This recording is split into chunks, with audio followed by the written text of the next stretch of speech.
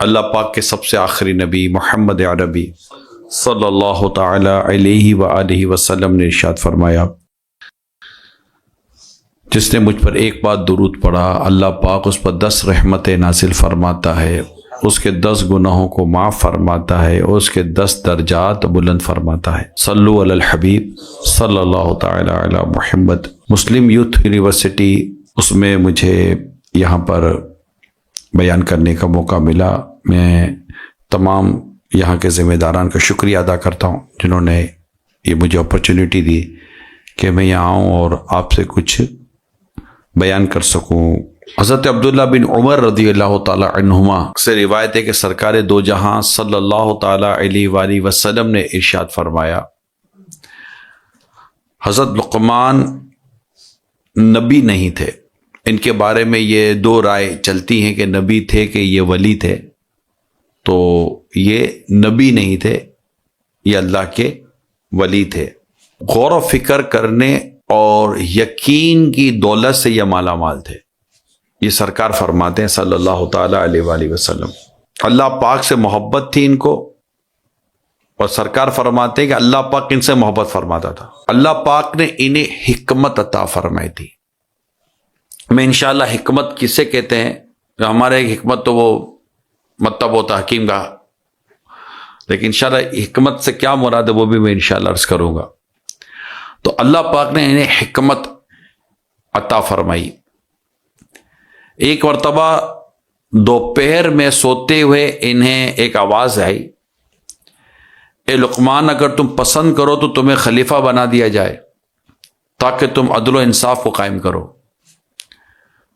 تو انہوں نے جو آواز آئی تھی اس کو رپلائی کیا، جواب دیا، اگر تو مجھے اختیار ہے تو میں عافیت کو قبول کروں گا اور اس آزمائش سے بچوں گا، اور اگر منصب خلافت سنبھالنے کے متعلق قطعی حکم ہے، یعنی یہ فائنل ہے، تو میں دل و جان سے حاضر ہوں، کیونکہ مجھے اللہ پاک کے کرم پہ امید ہے کہ اللہ پاک مجھے غلطی سے بچائے گا۔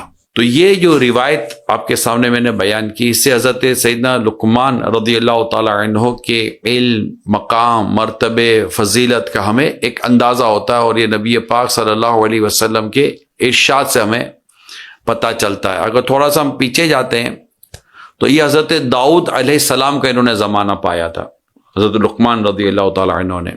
حضرت داؤد علیہ السلام کے اعلان نبوت سے پہلے حضرت لقمان رضی اللہ تعالی عنہ یہ فتویٰ دیا کرتے تھے، لیکن جب حضرت داؤد علیہ السلام نبوت کے منصب پر فائز ہوئے تو حضرت لقمان نے فتویٰ جو دیتے تھے وہ آپ نے بند فرما دیا۔ تو یہ آپ کا جو دور تھا حضرت داؤد علیہ السلام کا، وہ دور تھا۔ حضرت لقمان رضی اللہ تعالیٰ عنہ کے تعلق سے ایک میں بڑی پیاری حدیث آپ کو سناتا ہوں، حالانکہ یہ حضرت لقمان کے لیے خاص نہیں ہے، مگر آپ سنیں گے تو آپ کو ایک اچھا لگے گا۔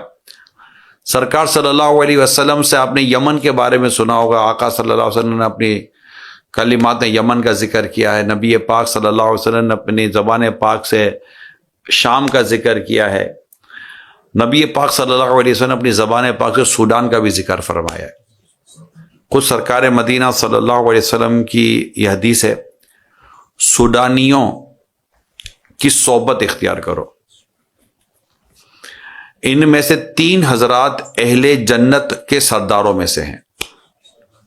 نمبر 1 حضرت لقمان، نمبر 2 حضرت نجاشی، شاہ نجاش جسے ہم کہتے ہیں، اور نمبر 3 حضرت بلال رضی اللہ تعالیٰ عنہ۔ یہ اہل جنت کے سرداروں میں سے ہیں۔ یہ مجھے اس وقت زیادہ مزہ آیا، میں لاسٹ یو کے میں تھا، تو یو کے میں ہمارے ایک جگہ لنچ تھا ہمارا، تو ہم گئے تو وہاں پر ایک امام صاحب آئے تھے، تو امام صاحب سوڈان کے تھے، تو میں نے امام صاحب کے سامنے 2 حدیثیں بیان کی، ایک یہ حدیث بیان کی، ایک دوسری حدیث بیان کی سوڈان کے تعلق سے، جہاں سرکار صلی اللہ علیہ وسلم نے تعریف فرمائی ہے۔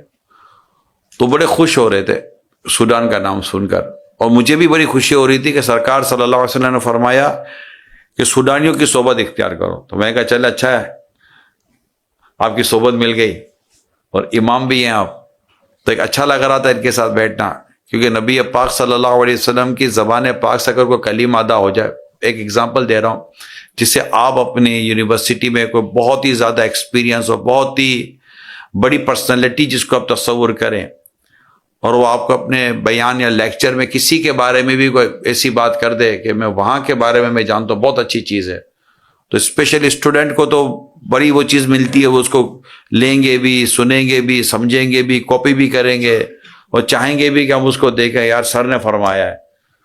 تو اماموں کے امام، امام الانبیاء، حبیب کبریا صلی اللہ علیہ وسلم جس کے بارے میں فرمائے، سودانیوں کے بارے میں فرمایا، اور اس میں بھی خاص ذکر حضرت لقمان رضی اللہ تعالیٰ عنہ کا الگ سے فرمایا کہ ان کے بارے میں انہیں جنتیوں کے سرداروں میں سے شمار فرمایا، اور پھر حکمت و دانائی انہیں جو اللہ پاک نے عطا فرمائی اس کے تعلق سے فرمایا۔ تو حکمت کے کئی معنی ہیں۔ ایک تو حکمت کا معنی یہ بیان کیا جاتا ہے کہ یہ عقل و فہم کو حکمت کہتے ہیں۔ اللہ پاک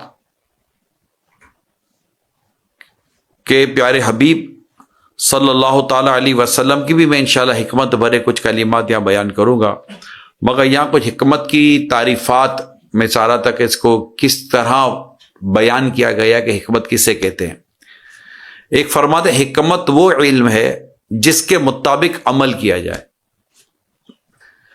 فرماتے حکمت ایسی چیز ہے کہ اللہ پاک اسے جس کے دل میں رکھتا ہے یہ اس کے دل کو روشن کر دیتی ہے، اتنی اہم چیز ہے یہ حکمت۔ ایک حدیث ہے، حکمت مومن کا گم شدہ خزانہ ہے۔ آپ میں سے جو ٹیچنگ کی جن کو اللہ پاک نے سعادت دی ہے، کیونکہ ٹیچنگ ہونا، ٹیچر ہونا، اسٹوڈنٹس کو لے کر چلنا، یہ کام ہے بہت بڑا، کیونکہ آپ اس کو معلم کہتے ہیں۔ جب آپ ٹیچنگ کر رہے ہوتے ہیں تو اس وقت ایک حکمت عملی سکھائی جاتی ہے اپنے اسٹوڈنٹس کو۔ جب کوئی بات کرتا ہے کس حکمت عملی کے ساتھ بات کرنی چاہیے، کوئی کام کرنا ہے تو کس حکمت عملی کے ساتھ کام کرنا چاہیے، کون سی بات کس کو کہنی چاہیے، کون سی بات کس کو نہیں کہنی چاہیے، یہ ایک احتیاطی تدابیر جسے ہم حکمت عملی کے طور پر بات کرتے ہیں۔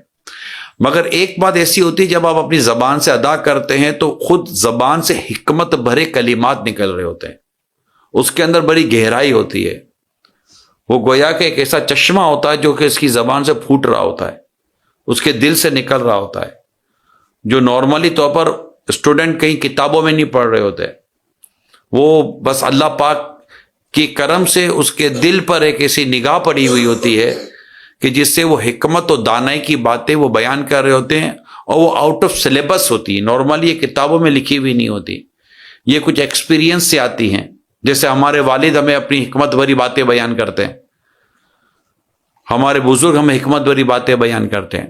اب دیکھنا یہ کہ حضرت لقمان رضی اللہ تعالیٰ عنہ جن کی تعریف اللہ پاک نے قرآن کریم میں ارشاد فرمائی ہے، ان کا حکمت بھرا کلام کیسا ہوتا ہوگا، کہ جس کو اللہ پاک نے خود حکمت عطا فرمائی ہو، تو اس کی حکمت بھری باتیں، اس کا حکمت بھرا کلام کتنا عظیم ہوتا ہوگا۔ بے شک ہم نے لقمان کو حکمت عطا فرمائی، یہ اللہ پاک فرماتا ہے، یعنی جس کو اللہ پاک حکمت عطا فرمائے، آپ سمجھیں کہ اس کی حکمت کا اور اس کی دانائی کا، اس کی عقل کا، اس کے فہم کا، اور اس کی قلب کی روشنی کا کیا عالم ہوگا، جس کو میں نے حکمت کی تعریف کے ساتھ آپ کو بیان کیا ہے، کہ وہاں پر حضرت لقمان رضی اللہ تعالیٰ عنہ کس لیول۔ اچھا، یہ جہاں میں آپ کو بیان کر رہا ہوں نا، یہ حضرت لقمان رضی اللہ تعالیٰ عنہ کا یہاں تذکرہ ہے، میں ساتھ ساتھ چلے بعد میں یاد رہے نہ رہے۔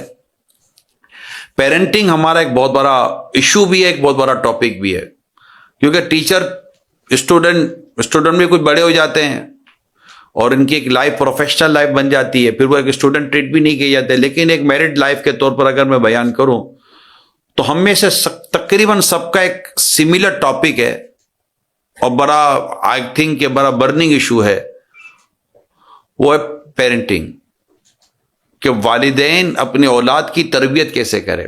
اور تقریباً سیم چیزیں جو ہے نا، وہ ایز اے اسٹوڈنٹ کے طور پر اگر میں بیان کروں تو وہ ٹیچر پر بھی لاگو ہو رہی ہوتی ہیں، کیونکہ ایک طرح سے اسٹوڈنٹ بھی، یا جو بھی ان کے پاس پڑھنے کے لیے آتے ہیں، چاہے اسٹوڈنٹ کسی بھی ایج کے ہوں، کسی بھی پروفیشن سے ہوں، لیکن وہ ٹیچر کے تو ایک طرح سے بچے ہی کہلاتے ہیں، بیٹا ذرا یہ اٹھا کے بتانا، بیٹا ذرا یہ بتانا۔ اب وہ عمر کا وہاں پرابلم اتنا نہیں ہوتا، وہ ایک اسٹیٹس ایسا بنا کہ وہ ٹیچر ہے وہ اسٹوڈنٹ ہے. تو یہ جو پیرنٹنگ کا جو ایک ایشو ہوتا ہے اس کے لیے حضرت لقمان رضی اللہ تعالیٰ عنہ کی یہ جو سورہ مبارک ہے نا سورہ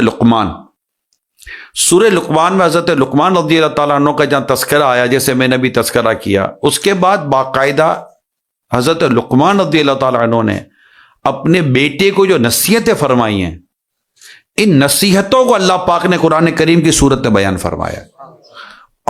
آپ تھوڑا سا غور کریں کہ اللہ کریم قرآن کریم نازل فرماتا ہے اور قرآن کریم کی جن آیات میں اللہ پاک نے حضرت لقمان جو حضرت داؤد علیہ السلام کے زمانے کے حضرت داؤد علیہ السلام کے زمانے کے ہیں اور حضرت داؤد علیہ السلام کا زمانہ if I am not wrong تقریباً 1700 سال کا فرق ہے. نبی پاک صلی اللہ علیہ وآلہ وسلم کی ولادت بسعادت میں حضرت داؤد علیہ السلام کے جو نبوت کا جو وقت تھا اس میں مور اور لیس کم و بیش اگر میں غلطی نہیں کر رہا تو تقریباً 1700 سال کا 17 ایئرس. حضرت عیسیٰ علیہ السلام اور نبی پاک صلی اللہ علیہ وسلم کا جو ڈیوریشن ہے وہ تقریباً 600 سال کا ہے اور حضرت داؤد علیہ السلام اور نبی پاک صلی اللہ علیہ وسلم کی جو ولادت کا جو ڈیوریشن ہے وہ آلموسٹ 1700 ایئرس کا وہ بیان کیا جاتا ہے. قرآن نازل ہوا سرکار صلی اللہ علیہ وسلم کے قلب اطہر پر اور 1700 سال پہلے جو حضرت لقمان رضی اللہ تعالیٰ عنہ نے اپنے بیٹے کو نصیحتیں فرمائیں وہ نصیحت اللہ پاک قرآن پاک کے ذریعے ہمیں عطا فرما رہا ہے. وہ نصیحتیں کیسی ہوں گی غور کرے وہ نصیحتیں کیسی ہوں گی. اللہ پاک نے حضرت لقمان رضی اللہ تعالیٰ عنہ کو یہ نعمت عطا کی انہیں حکمت عطا کی انہیں یہ دانائی عطا کی انہیں یہ مقام مرتبہ عطا کیا اور وہ اللہ پاک کی رحمت اور اس کے کرم سے ہی انہوں نے جو کچھ فرمایا وہ فرمایا. مگر ان کا فرمان کس قدر امپورٹنٹ ہے کہ اللہ پاک ان کی ان نصیحتوں کو قرآن کریم کی آیات کے طور پر نازل فرما رہا ہے. یہاں ہمیں اندازہ ہوتا ہے کہ یہ بڑی گہری گفتگو ہے بڑی معنی رکھتی ہے بڑی میننگ رکھتی ہے. اگرچہ ٹیچر ہو یا پیرنٹس ہو ہمارے جو بھی ٹیچرز ہوتے ہیں آلموسٹ پیرنٹس بھی ہوتے ہیں چاہے وہ میل ٹیچر ہو یا فیمیل ٹیچر ہو. اور سچی بات ہے کہ پیرنٹنگ کا ایشو یہ بھی ہے وہ ہے کلاس کے اندر تو صحیح ہے گھر میں آتے ہیں تو وہ سمجھ نہیں آتی بچوں کو کیسے چلائیں. بچے فیس نہیں دے رہے ہوتے نا اپنے بچوں کو اپنے پیسے دے رہے ہوتے ہیں تو پرابلم یہ ہے. اور وہ بچہ ہوتا ہے کہتے گھر کا بچہ تو یہ گھر کا باپ تو یہ گھر کی مرغی دال برابر آپ نے سنا ہوگا. تو یہاں کلاس روم میں اور گھر کے روم میں بہت فرق ہوتا ہے مگر دونوں انسٹیٹیوشن ہے بیسیکلی دونوں انسٹیٹیوشن ہے. گھر بھی ایک انسٹیٹیوشن ہے جس کے میل فیمیل ٹیچر ماں باپ ہوتے ہیں اور قرآن و حدیث اس کا پورا کیریکولم ہمیں بیان کرتا ہے. مگر انفارچونیٹلی ہم نے اس کیریکولم کو پراپر دیکھا ہی نہیں ہے. پیرنٹنگ ساری وہاں موجود ہے. اگر آپ یہ میں ضمناً بات کر رہا ہوں آپ سے اگر ہم پیرنٹنگ کو سمجھنا چاہتے ہیں کہ والدین کو والد اسپیشلی میں والد سے بات کر رہا ہوں کہ والد کو کیسا ہونا چاہیے اور والد کو اپنے بچوں کے ساتھ کیسا انداز اختیار کرنا چاہیے اور والد کو اپنے بیٹے کو کس طرح کی نصیحتیں کرنی چاہیے اور کس انداز پر کرنی چاہیے انہیں چاہیے کہ حضرت لقمان رضی اللہ تعالیٰ عنہ کی سیرت کو پڑھ کر کم از کم یہ سورہ لقمان کا ضرور پڑھ لیں. میں سورہ لقمان کو پرسنلی طور پر میں الحمدللہ ان آیتوں کو کئی بار پڑھ چکا ہوں. کائنڈلی ایک بار آپ سورہ لقمان سورۃ الجنان سے ایک بار پڑھ لیجئے. سورۃ الجنان کا حوالہ اس لیے دے رہا ہوں کہ وہ ڈیٹیل کافی ہے. آیت کریمہ اور ترجمہ پڑھ کر کبھی بھی اس کو نہ سمجھیے گا. میں آپ کو اگزامپل دیتا ہوں. آپ اسٹوڈنٹ کو سمجھنے کے لیے کس کے پاس آنا پڑتا ہے؟ ٹیچر کے پاس. آپ اسٹوڈنٹ کو کتاب دے کر بیٹھا ہے کہ تم کو انگلش تو آتی ہے تم کو اردو تو آتی ہے یہ کتاب لو اس کو پڑھو اس کو سمجھو. کبھی بھی آپ نہیں کہیں گے. ہمارے علماء بڑی پیاری بات فرماتے ہیں یہاں پر ضمناً بات چلیے تو میں عرض کر رہا ہوں. اللہ پاک قادر مطلق ہے. وہ چاہتا تو وہ قرآن کریم کے صحیفے صحابہ کرام کے سرہانے نازل فرما دیتا. یعنی جب صحابہ اٹھتے تو قرآن کریم کے صحیفے ان کے سرہانے ہوتے کہ آج اللہ پاک نے قرآن کریم میں یہ حکم نازل فرمایا. مگر یہ نظام قدرت نہ رہا. اللہ پاک نے قرآن کریم کو پیارے آقا کے قلب اطہر پر نازل فرمایا سرکار پر نازل فرمایا اور نبی پاک کی شان یہ بیان کی کہ یہ ان کے آگے آیات کی تلاوت کرتے ہیں انہیں حکمت سکھاتے ہیں اور ان کا تزکیہ کرتے ہیں. وہ یزکیہم اور ان کا تزکیہ فرماتے ہیں. یعنی صحابہ کرام بارگاہ رسالت میں حاضر ہوتے سرکار صلی اللہ علیہ وسلم نے قرآن کریم کی تلاوت کرتے حکمت کی بات بتاتے اور ان کا تزکیہ نفس فرماتے تھے. یہ ایک پروسیجر ہے، یہ ایک طریقہ کار ہے بات پہنچانے کا، بات سمجھانے کا اور بات دل میں اتارنے کا. تو یوں سیکھا جاتا ہے، یہ شروع سے آ رہا ہے. صحابہ کرام بھی عربی جانتے تھے، وہ تو تھے، قرآن تو نازل عربی میں ہوا، وہ تو تھا ہی عرب، اور ان کی تو فصاحت و بلاغت دیکھنے جیسی تھی. مگر نبی پاک صلی اللہ علیہ وسلم کے فصاحت و بلاغت کے کیا کہنے، تیرے آگے یوں ہیں دبے لچے، فصحاء عرب کے بڑے بڑے، کوئی جانے منہ میں زبان نہیں بلکہ جسم میں جان نہیں. میں نثار تیرے کلام پر یوں ملی تو کس کو زبان نہیں. وہ سخن ہے جس میں سخن نہ ہو، بیان ہے جس کا بیان نہیں. تو نبی پاک صلی اللہ علیہ وسلم کی جو فصاحت و بلاغت تھی اور آپ کا جو کلام تھا، اس کلام کی بات ہی کچھ اور تھی. پھر جو قرآن کریم کا جو کلام آتا اور قرآن کریم کی آیتیں نازل ہوتی، تو یہ تو خالق کا کلام تھا نا، مخلوق تو اس کی مثل کوئی لا ہی نہیں سکتا تھا.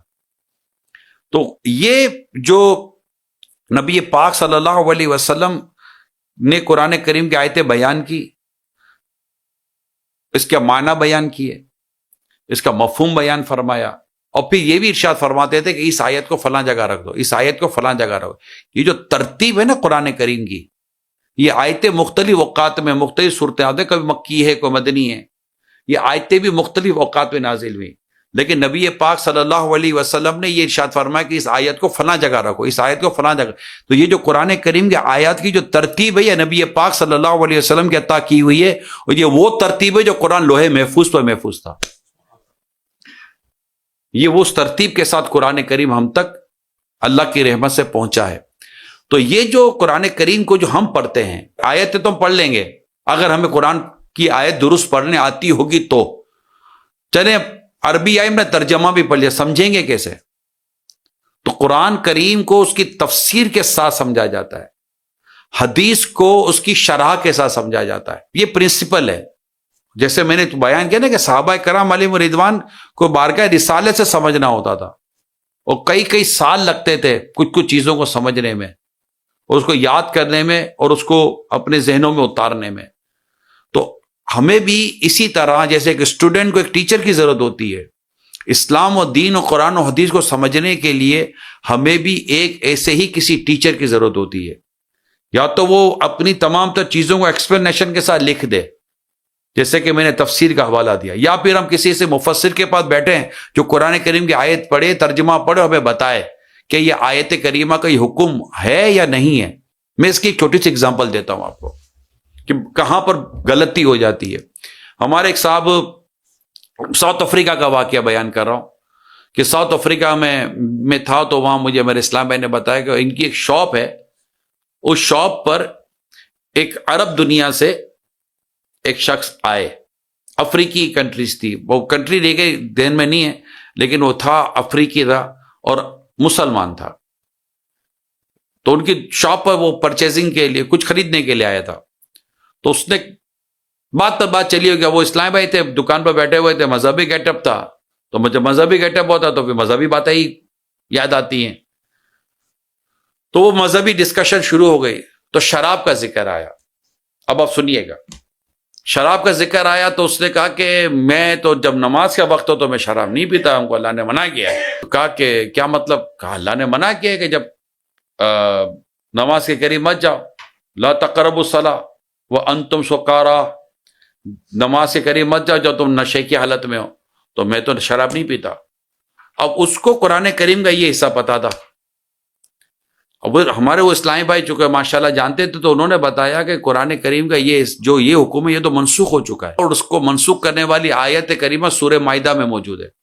اب اگر کوئی قرآن کریم پڑھ رہا ہے اور قرآن کریم کو اس حصے سے پڑھتا ہے کہ نماز کے قریب مت جاؤ جو تم نشے کی حالت میں ہو، تو اس کا معنی کیا نکالے گا؟ اس کو پتہ ہونا چاہیے کہ اس کا یہ ناسخ و منسوخ کا حکم کیا ہے.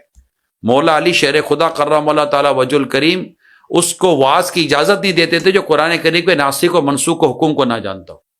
یہاں تو ہمارے کوئی بھی اسلام و دین پر اسپیچ کر دیتا ہے، آپ کو تو پتا ہوگا، اور سوشل میڈیا نے تو سب کے لیے فری پلیٹ فارم دے دیا ہے کہ جس کو بھی اسلام و دین پر دو باتیں کرنی ہے وہ کیمرہ آن کرے اور اپنی بات پہنچا دے، بٹن دبائے اور وہ پہنچ جائے گی. اور ہم بھی دیکھ رہے ہوتے ہیں یار دین کی باتیں کر رہا ہے. اس نے دین سیکھا کہاں سے؟ میں آپ کو ایگزامپل دیتا ہوں. آپ کی یہ مسلم یوتھ یونیورسٹی ہے، اس میں آپ ایز اے ٹیچر اپنے آپ کو اگر آپ کو اپوائنٹمنٹ لینا ہے، یہاں سے آپ جاب لینا چاہتے ہیں، تو آپ سے آپ کے جو بھی یہاں پر ہوگا آپ سے پوچھیں گے آپ کی کوالیفیکیشن کہاں سے ہے، آپ پڑھے کہاں سے، آپ کی سرٹیفکیٹ کہاں سے ہے، آپ نے کہاں سے ہے۔ اچھا، پھر آپ جیسے ہماری اسلامک جو فیکلٹی ہے اس کے جو ٹیچر ہوں گے تو ان کو باقاعدہ پوچھا جائے گا کہ آپ نے اسلام و دین کہاں سے پڑھا ہے، کہاں سے سیکھا ہے، کہاں سے سمجھا ہے۔ اسی طرح دیگر جو فیکلٹیز آپ کی ہیں، فزکس پڑھا ہے یا کیمسٹری پڑھا ہے، جو بھی پڑھا ہے اس کے ٹیچر کا ایک بیک گراؤنڈ ہوگا نا۔ ایون کہ اسٹوڈنٹ بھی دیکھے گا کہ جس ٹیچر سے میں پڑھ رہا ہوں یہ ٹیچر ہمارے پیچھے سے کہاں سے پڑھ کر آئے ہیں، یہ کہاں سے کوالیفائی ہیں۔ اگر اس میں کوئی بہت بڑی یونیورسٹی ہے، کوئی بہت بڑا ادارہ ہے، تو ڈیفینیٹلی اس کے لیے اسی طرح کی گریڈنگ بنتی چلی جاتی ہے۔ مگر ہمارا اس وقت پرابلم یہ آ گیا، ویری سوری ٹو سے، ہمیں کوئی دین بتاتا ہے، ہمیں اس کو یہ نہیں دیکھنا ہوتا کہ یہ دین کہاں سے لے کر آیا ہے میرے پاس۔ ہر آیت سنانے والا یا ہر حدیث سنانے والا یہ دین کو سمجھتا ضروری نہیں ہے۔ میں نے آپ کو اگر آیت سنائی ہے یا میں نے آپ کو آیت کا ترجمہ سنایا یا میں آپ کو حدیث سناتا ہوں تو میں نے آپ کو ایویڈنس دیا ہے، آپ کو میں نے دلیل دی ہے کہ میں نے کہاں سے پڑھ کر بتایا ہے، یہ کہاں سے لیے، میں نے اس کی ایکسپلینیشن کہاں سے لی ہے۔ باقاعدہ میں ریفرنس سے بات کروں گا نا، ریفرنس کے بغیر میں کیسے بات کروں گا؟ ٹیچر بھی بغیر ریفرنس کے کیسے بات کرے؟ اگر آپ کو تھیوری بھی بیان کرتے تو باقاعدہ آپ اس کی وہ ایویڈنس بیان کرتے ہیں، بھئی یہ تھیوری فلاں نے بیان کی ہے، اب وہ تھیوری کے آگے کسی اور کی تھیوری ہے تو وہ بھی آپ کمپیریزن کے طور پر بیان کر رہے ہوتے ہیں۔ تو آپ کے بیان کر رہا ہوتا ہے کہ آپ کس کو پڑھ کر آئیں، کیسے پڑھ کر آئیں، اور کیا پڑھا رہے ہیں، کیسے پڑھا رہے ہیں۔ تو دین سیکھنا یہ بہت امپورٹنٹ ہے، سب سے امپورٹنٹ تو ہمارے لیے دین سیکھنا ہے نا۔ جب قرآن کریم ہمیں کہتا ہے یا ایھا الذین آمنوا ادخلوا فی السلم کافہ، اے ایمان والو اسلام میں پورے کے پورے داخل ہو جاؤ۔ تو ہم پورے کے پورے داخل کیسے ہوں گے؟ جب تک کہ ہم نے اسلام و دین کو سیکھا ہی نہیں ہے۔ میں پورے کیسے داخل ہوں اسلام و دین میں؟ یعنی ہماری زندگی کا ہر پہلو اسلام و دین کے مطابق ہونا چاہیے نا۔ اس کا مراد یہی ہے فی السلم کافہ، کہ پورے کے پورے دین میں داخل ہو جاؤ۔ تو کیسے داخل ہوں گے پورے کے پورے دین میں؟ کہ جب تک ہم پورے کے پورا دین سمجھیں گے نہیں۔ اب سمجھیں گے کس سے؟ یہ ہمارے سمجھنے کی ضرورت ہے۔ تو یہاں چونکہ اب ہر چیز موبائل پر آ گئی ہے، سوشل میڈیا آ گیا ہے، اور ہر چیز یوں ہی بیان ہو جاتی ہے، تو یہ ٹیچرز کو بھی میں چاہوں گا کہ وہ اپنے اسٹوڈنٹس کو بھی سمجھائیں کہ بھائی آپ یہ چیز کہاں سے لے رہے ہیں۔ آپ کیمسٹری غلط جگہ سے نہیں لے سکتے، آپ بایولوجی غلط جگہ سے نہیں لے سکتے، آپ کوئی بھی سبجیکٹ کسی غلط جگہ سے نہیں لے سکتے۔ اسلام و دین کسی غلط جگہ سے کیسے لے سکتے ہیں؟ پچھلے دنوں پنجاب میں ہی کسی سے میری ملاقات ہوئی، میں یہ ٹاپک تھوڑا سا چلے میں اس کو بھی پورا کر دوں۔ کسی جگہ میری ملاقات ہوئی تو انہوں نے بتایا کہ میں نے اپنے بچے کو ایک غیر مسلم اسکول میں، کیونکہ میں نے دیکھا کوئی ایسی اسکول تھی نہیں مسلمانوں کی، تو میں نے غیر مسلم اسکول میں داخل کروا دیا ہے تاکہ میرے بچہ کچھ مینر سیکھے، کوئی سیوک سینس اس کے اندر آ جائیں۔ تو وہ کافی اپنائیت والا ماحول تھا اور ایک بڑا ادارہ تھا، اس کے یہ آفیسر تھے۔ انہوں نے، لیکن شروع میں ان کی گفتگو دین سے اتنی ریلیٹڈ تھی کہ مزہ آ رہا تھا ان کے ساتھ بات کرنے میں۔ نے کہا یہ آپ نے کیا کر دیا؟ کہا کیوں؟ میرے بچے مینر سیکھیں گے، میرے بچے کو سینس آ جائے گا وغیرہ وغیرہ جو انہوں نے لاجک بتایا۔ میں نے کہا آپ کے بچے کی سمجھ اللہ نہ کرے دینی نہ آیا تو پھر کیا کرے گا؟ یہ سارے طور طریقے سیکھ کر کیا کرے گا؟ اللہ نہ کرے دینی یہاں سے چلا گیا۔ سب سے بنیادی چیز تو دین ہے، سب سے بنیادی چیز تو اسلام ہے۔ تو پھر میں کیا کروں؟ میں کہ ایسی جگہ داخل کرائیں جہاں دین و اسلام بھی سکھایا جاتا ہو۔ یہ دیکھیں، یہ تو آپ بھی مانتے ہیں کہ ہمارے یہاں اب ایجوکیشن انسٹیٹیوشن کے اندر ایجوکیشن میٹر کرتی ہے، تربیت اتنی میٹر نہیں کر رہی۔ اور اس کی بھی ایک وجہ ہے، کیونکہ میں خود ایک تنظیم سے وابستہ ہوں اور ہماری اپنی کالج یونیورسٹی اور پورے اسکولنگ سسٹم ہمارا چل رہا ہوتا ہے۔ ہمارے اتنے جامعۃ المدینہ جو جس کو آپ دارالعلوم کہتے ہیں وہ ہمارے چل رہے ہوتے ہیں، ہمارے مدارس چل رہے ہوتے ہیں، ہمارے مور اور لیس تقریباً 15,000 ہمارے انسٹیٹیوشن ہیں۔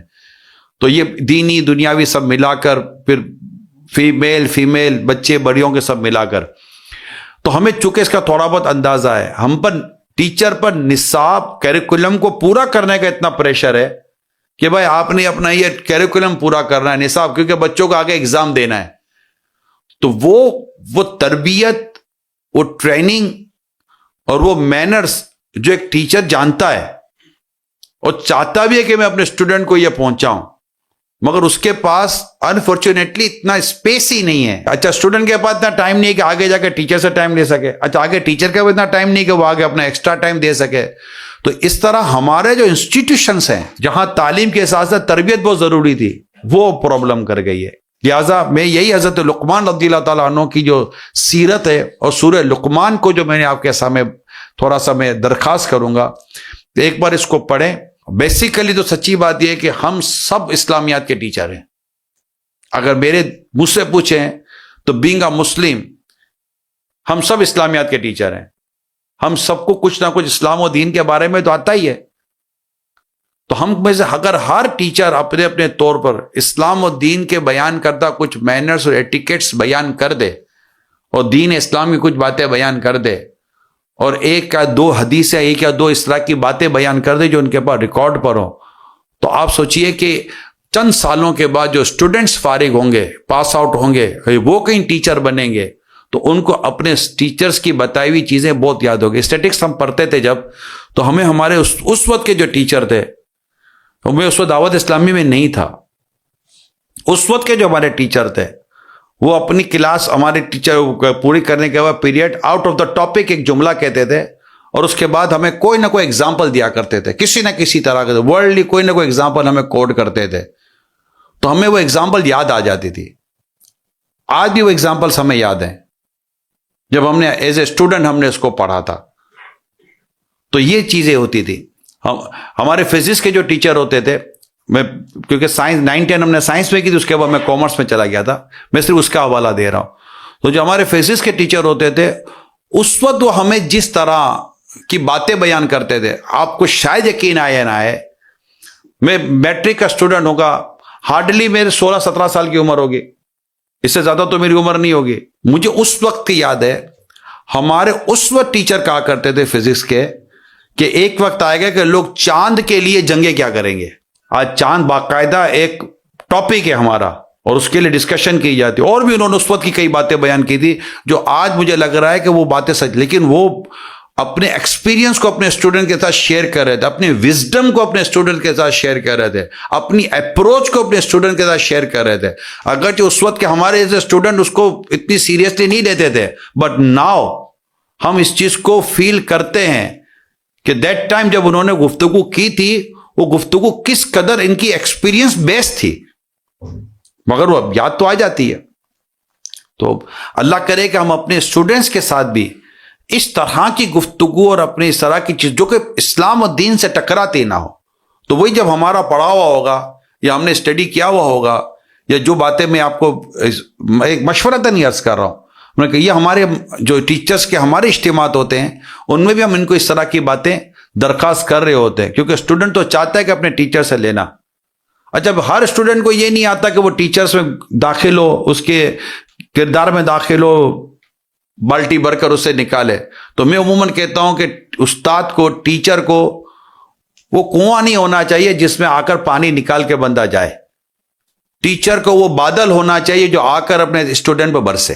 اب اسٹوڈنٹ کو پڑھی بھی نہیں ہے اتنی کہ وہ ٹیچر کے پاس جائے اور لے کر نکالے، اس کو بس پڑھنا ہے اور امتحان دینا ہے اور آگے نکل جانا ہے. مگر اس میں بھی آپ دیکھیے کہ ایک ٹیچر یاد رہ جائے. ہمیں اکاؤنٹس کے ٹیچر یاد ہیں، ہمیں فزکس کے ٹیچر یاد ہیں، ہمیں بعض ٹیچر آج بھی یاد ہے. یہ تو آپ کو میں میری اسکول کالج یونیورسٹی کی ڈسکشن بات کر رہا ہوں. درس نظامی کے اساتذہ جو ہمارے تھے وہ بھی ہمیں یاد ہیں. تو ٹیچر ہمیشہ یاد رہتا ہے، ٹیچر یاد رہتا ہے، لیکن ہر ٹیچر یاد نہیں رہتا. اچھا ٹیچر کے یاد رہنے کے بھی دو طریقے ہیں، ایک پلس میں یاد رہتا ہے، ایک مائنس میں یاد رہتا ہے. ہمارے بھائی سے زیادہ اگزامپل ہیں. ایک ٹیچر وہ تھے جو ہم پر بیلن توڑتے تھے اور ایک ٹیچر وہ تھے جو ہم پر اپنی محنت توڑتے تھے. تو ہمیں دونوں یاد ہیں، جنہوں نے بیلن توڑے تھے، ڈنڈے توڑے تھے، وہ بھی یاد ہیں، اور جنہوں نے اپنی ساری کوشش ہم پر اونڈیلی تھی وہ بھی ہم کو یاد ہیں. ایک اچھے اور گڈ مینرس ٹیچرز بھی یاد ہیں، اور ہمیں گدھا کہنے والے بھی یاد ہیں. گدھو، اب ٹیچر کی زبان سے ہی اگر یہ ایسی ورڈنگ نکلے گی کہ جس کا اخلاق سے کوئی تعلق نہیں ہے تو کیسے ہوگا. قاضی ایاز مالکی رحمۃ اللہ تعالی علیہ فرماتے ہیں، پیارے آقا صلی اللہ علیہ وسلم لوگوں سے الفت فرماتے.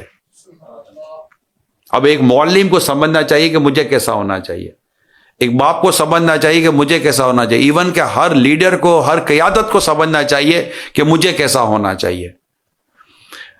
سرکار صلی اللہ علیہ وسلم لوگوں سے الفت فرماتے اور ان سے نفرت نہ کرتے تھے. آپ ہر قوم کے با اخلاق فرد کی عزت فرماتے اور اس سے اس کی قوم پر حاکم مقرر فرما دیتے تھے. یہ بہت خوبصورت حکمت عملی تھی. نبی پاک صلی اللہ علیہ وسلم کسی قوم کے پاس کسی کو بھیجتے تو آپ اسی قوم والے کو بھیجتے, اور سم ٹائم یہ ہوتا کہ آپ اس قوم کے سردار کو اس کے اوپر حاکم بنا دیا کرتے تھے, کیونکہ الجنس یمیل الی جنسی, کہ جنس جس کی طرف کھینچتی ہے. بد اخلاق لوگوں کو اللہ کا خوف دلاتے, ان سے احتراز فرماتے, نہ یہ کہ ان سے منہ پھیر لیتے اور بد اخلاقی سے پیش آتے. ایسا نہیں ہوتا تھا. نبی پاک صلی اللہ علیہ وسلم نے اخلاق سکھاتے تھے. آپ کی بارگاہ میں حاضر کوئی شخص یہ گمان نہیں کرتا تھا کہ کوئی اور بھی اس سے بڑھ کر آپ کے نزدیک عزت والا ہے. آؤٹ اسٹینڈنگ, یعنی یہ میں اس پر کتنا غور کرتا ہوں میں آپ کو نہیں بتا سکتا, لیکن یہ کمال ہے. آپ کہیں بیٹھے ہیں میٹنگ کر رہے ہیں, یا آپ کے پاس کچھ لوگ بیٹھے ہوئے ہیں, 10-20 لوگ بیٹھے ہیں, یا 100-200 لوگ بیٹھے ہوئے ہیں, اور سارے کے سارے یہ تصور کریں کہ ان کے نزدیک میرے سے زیادہ کوئی عزت والا نہیں ہے, تو آپ سوچئے کہ ان تمام لوگوں پر ایک وقت میں اتنی عمدہ نظر اور اتنی عمدہ شفقت ایک وقت میں کیسے ڈالی جا سکتی ہے. ایک وقت کے اندر, مثال کے طور پر آپ ایز اے ٹیچر ہیں اور آپ کے سامنے اس وقت 30-40 اسٹوڈنٹس بیٹھے ہوئے ہیں, اور ہر اسٹوڈنٹ یہ تصور کر لے کہ جتنی شفقت استاد کی ٹیچر کی مجھ پر ہے کسی اور پر نہیں ہے. یا یہ ایک ٹیچر سمجھ سکتا ہے کہ یہ میں کہاں سے یہ صلاح لاؤں گا. نبی پاک صلی اللہ علیہ وسلم کی شان مبارک یہ تھی کہ آپ کے قریب جو آپ کی مجلس میں لوگ بیٹھتے تھے, ہر ایک یہ سمجھتا تھا کہ مجھ سے بڑھ کر کوئی عزت والا شخص نہیں ہوگا. یعنی آقا صلی اللہ علیہ وسلم کا توجہ فرمانا, اس کا کس اعلیٰ درجے کی یہ خصوصیت ہے, تو میرے پاس ورڈنگ نہیں ہے, بس اس کو ہم فیل کر سکتے ہیں کہ آقا صلی اللہ علیہ وسلم کس انداز پر اپنے صحابہ کرام و غلاموں کے ساتھ بیٹھا کرتے تھے. جو شخص بھی آپ کے پاس بیٹھتا کسی ضرورت سے زیادہ قریب ہوتا تو آپ صبر فرماتے, یہاں تک کہ وہ شخص خود ہی اٹھ کر چلا جاتا. یعنی کوئی قریب آتا, بہت قریب آتا, تو ہم نے کو تو یہ نا کہ یار کیا اریٹیٹ نہیں کرو, یار تنگ نہیں کرو, یار تھوڑا دور ہو جاؤ. نبی پاک صلی اللہ علیہ وسلم کا یہ انداز نہیں تھا. آپ صبر فرماتے یہاں تک کہ وہ خود ہی اٹھ کر نہ چلا جاتا. جو شخص بھی اپنی حاجت کے لیے آپ سے سوال کرتا, اسے دے کر بھیجتے یا اس سے نرم بات فرماتے. نیز سیرت کی کتابوں میں یہ بھی لکھا ہے نبی پاک صلی اللہ علیہ وسلم کی کچھ ادائیں, کہ آپ صلی اللہ علیہ وسلم کے دربار میں آنے والوں کے لیے کوئی روک ٹوک نہیں تھی. غریب, مسکین, امیر, فقیر, دیہاتی, ہر قسم کا شخص حاضر ہوتا اور اپنے لہجے میں میرے آقا سے سوال جواب کرتا. یا تو میں بات کرنے کی تمیز نہیں ہے, ہمارا ایک ورڈ ہے. اب آپ سوچئے کہ دیہاتیوں نے نبی پاک صلی اللہ علیہ وسلم سے جس طرح باتیں کی تھی, اعرابی آتے تھے جس طرح باتیں کرتے تھے, ان کا جو لب و لہجہ تھا وہ کس انداز کا ہوگا. یعنی ایک شخص بارگاہ رسالت میں سرکار کے پاس آتا ہے, آقا صلی اللہ علیہ وسلم تشریف لے جا رہے ہیں, اور پیچھے سے چادر کھینچ کے گفتگو کرتا ہے, اور چادر پاک ایسی زور سے کھینچتا ہے کہ نبی پاک صلی اللہ علیہ وسلم کی گردن مبارک پر نشان پڑ جاتے ہیں. میں کتاب میں پڑھ رہا تھا کہ کیا کسی دشمن نے حملہ کر دیا تھا اس کی قوم کے اوپر, کہ اس کے لیے گھبرا کر یہ آیا تھا کہ آقا صلی اللہ علیہ وسلم اسے فوج عطا کریں گے. کوئی کیا مسئلہ کیا تھا اس کے ساتھ کہ اتنی مطلب کہ وہ جذباتی کیفیت تھی اس کی, اور چادر کھینچ کر بات کر رہا ہے آقا صلی اللہ علیہ وسلم کی, اور چادر میں بھی گردن پر نشان پڑ گئے. آپ کا میرا اخلاق کا لیول چیک کریں, ہمیں تو کوئی دھکا بھی دے تو ہمارے چیخیں نکل جائیں گی. لیکن کتابوں میں لکھا ہے نبی پاک صلی اللہ علیہ وسلم نے جب اسے چادر کھینچی تو آقا نے جب اس کو دیکھا تو مسکراتے ہوئے دیکھا. اور کام کیا تھا؟ کام یہ تھا کہ اللہ پاک نے جو آپ کو مال دیا نا, اس کے میرے اونٹوں کو اس مال سے بھر دو, اتنا سا کام تھا. اور نبی پاک صلی اللہ علیہ وسلم نے اس کو عطا کر دیا. کوئی بات کہی, آپ روایت پڑھیں, کوئی سی بات کہی کہ ایسا کیوں کیا, یہ بھی کوئی کام تھا, یہ بھی کوئی طریقہ تھا, ایسا کچھ کرنا چاہیے تھا, مجھے تکلیف ہوئی. کوئی ورڈ حدیث میں ہم نے نہیں پڑھا, ایسا کوئی ورڈ ہم نے حدیث میں نہیں پڑھا. آپ نے اگر یہ حدیث پڑھی ہو تو آپ بھی دوبارہ پڑھ لیجئے گا, ایسا کوئی لفظ ہم نے حدیث میں نہیں پڑھا. بس یہ پڑھا کہ نبی پاک صلی اللہ علیہ وسلم نے اس کے اس انداز کو دیکھ کر بھی مسکراتے ہوئے اس کو رپلائی کیا. یہ وہ چیزیں تھیں جنہوں نے نبی پاک صلی اللہ علیہ وسلم کے قریب کیا لوگوں کو, اور آقا صلی اللہ علیہ وسلم نے ان کی تقدیریں بدل دی, ان کی قسمتوں کو بدل دیا, ان کے سوچوں کو بدل دیا, ان کے انداز کو بدل دیا, ان کے بیہیویئر کو بدل دیا, ان کے ایٹیٹیوڈ کو بدل دیا. صرف کہہ کر نہیں بدلا. اخلاقیات کی تعلیم و تربیت تو ہمیں آقا نے عطا کی ہے نا، حدیث ہیں، تم میں سے بہتر وہ جس کے اخلاق اچھے ہیں، قیامت کے دن میرے سب سے زیادہ نزدیک وہ ہوگا جس کے اخلاق سب سے اچھے ہوں گے. اس طرح کی حدیثیں ملتی ہیں، مگر نبی پاک صلی اللہ علیہ وسلم نے صرف یہ حدیث ہم تک نہیں پہنچائے، آپ نے ارشاد ہم تک نہیں پہنچائے.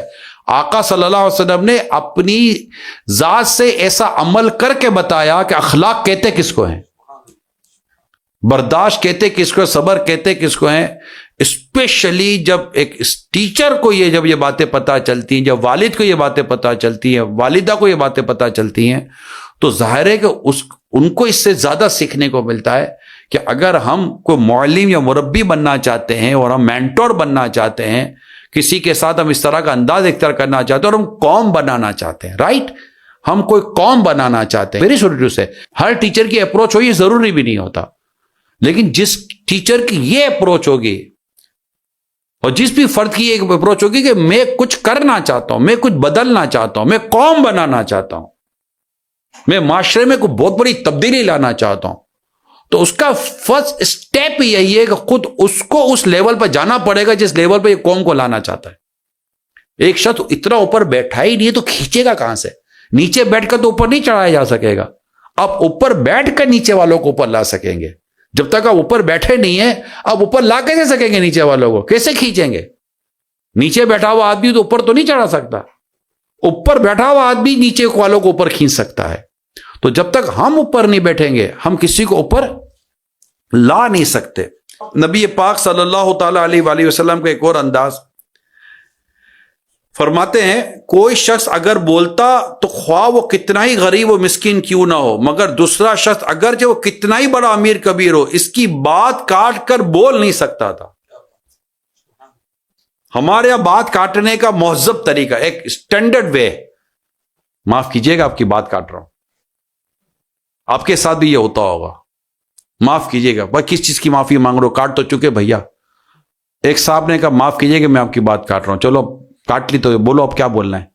پھر تھوڑی دیر کے بعد پھر میں نے بات کی، وہ معاف کیجیے کہ آپ کی بات کاٹ رہا ہوں. اب بار بار معافی مانگے جا رہا میں اس کو کیا جواب دوں کہ بھائی ٹھیک ہے میں چپ ہو جاتا ہوں آپ ہی بول لو.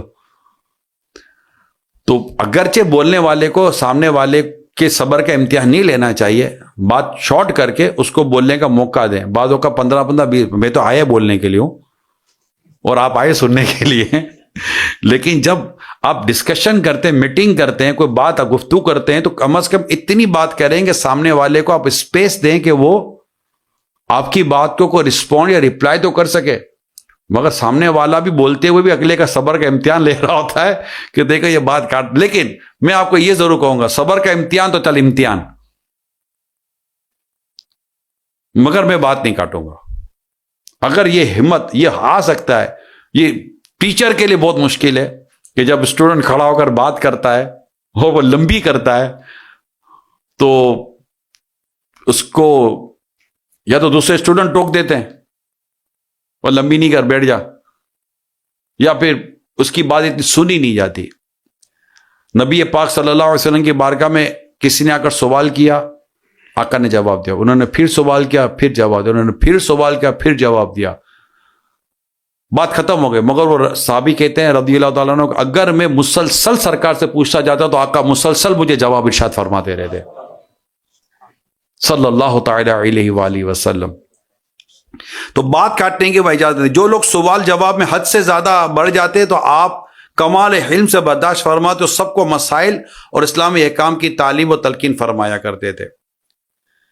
میرے آقا قبائل سے آنے والوں جو وفد ہوتے تھے ان کا استقبال اور ان کی ملاقات کا خاص طور پر اہتمام فرماتے. ہر وفد کے آنے پر آپ نہایت ہی عمدہ لباس پہن کر اپنے گھر سے باہر تشریف لاتے اور اپنے صحابہ کرام کو بھی اس بات کو حکم دیتے کہ وہ بہترین لباس پہن کر ان کا استقبال کریں، اچھے لباس کے ساتھ. اللہ پاک ہم سب کو عمل کرنے کی توفیق عطا فرمائے اور سیرت مبارکہ پر اللہ پاک عمل کرنے کا جذبہ عطا فرمائے. آمین بجائے خاتم نبیین صلی اللہ علیہ وآلہ وسلم. صلو علی الحبیب صلی اللہ علیہ محمد.